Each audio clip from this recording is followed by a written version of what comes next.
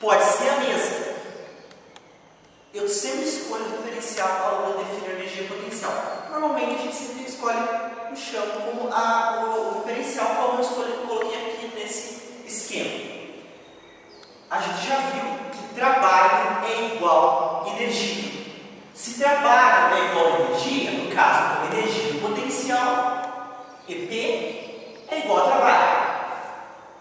Trabalho é energia potencial igual a força vezes o deslocamento. Como eu tenho um corpo caindo em queda livre, a força que está atuando ali é o peso desse corpo. Então, força é massa vezes aceleração da gravidade. Que eu coloquei aqui, no lugar de força, coloquei mg.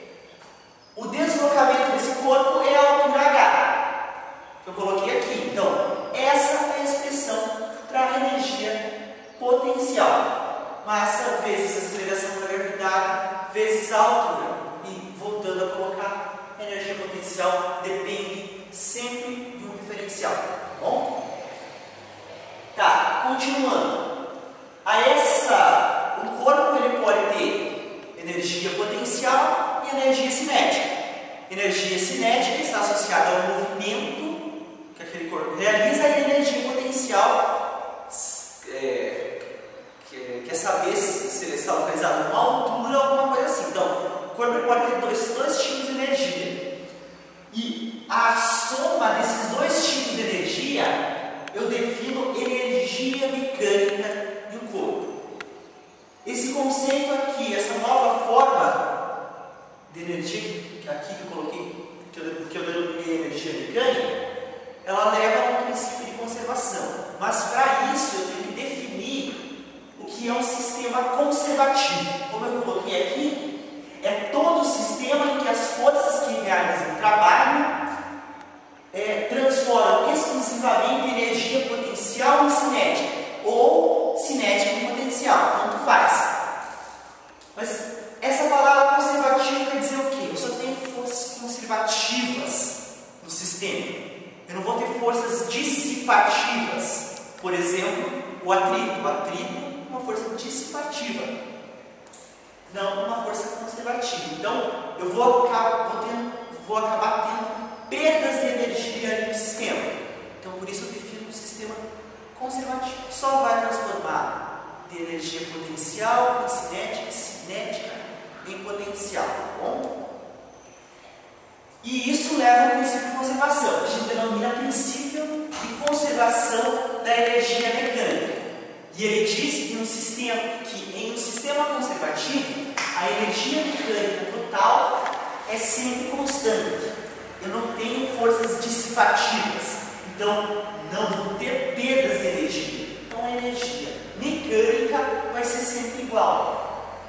Pode acontecer a energia cinética diminuir, aumentar a energia potencial, ou vice-versa. Mas essa soma vai ser sempre constante. A energia mecânica no sistema conservativo nunca vai mudar, sempre vai ser a mesma. Também, esse é o princípio de conservação. Vamos ver agora alguns exemplos para ilustrar esse princípio aqui. Vamos imaginar que a situação do corpo ali que a gente já viu desde o início da aula. A gente tem um corpo localizado a uma altura H. Vamos imaginar que esse corpo começa a cair. O corpo está localizado em uma altura H. Se ele está localizado em uma altura, ele tem uma energia potencial. Conforme esse corpo vai caindo, a altura dele diminui. Se a altura diminui, a energia potencial diminui. Então, a energia potencial, vamos colocar aqui, energia potencial está diminuindo. O corpo partiu do repouso. Conforme ele foi caindo, a velocidade dele vai aumentando. Se a velocidade aumenta, a energia cinética do corpo aumenta. Então, a energia cinética, EC, vai aumentando. Então, na queda livre, quando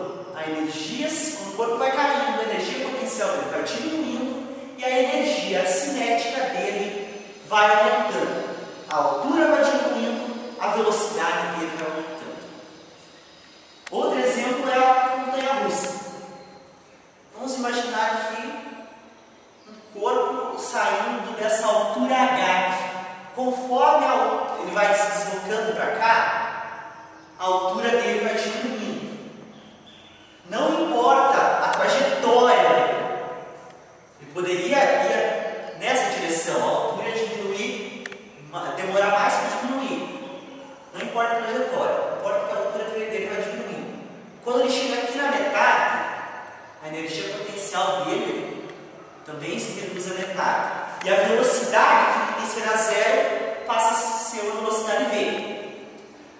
Quando ele chega aqui embaixo, ele está a uma altura zero. Quando não tem mais energia potencial, ele tem somente energia cinética. Porém, o princípio de conservação diz que a energia mecânica total é sempre constante. Aqui ele está parado, energia cinética zero. Ele então só tem energia potencial.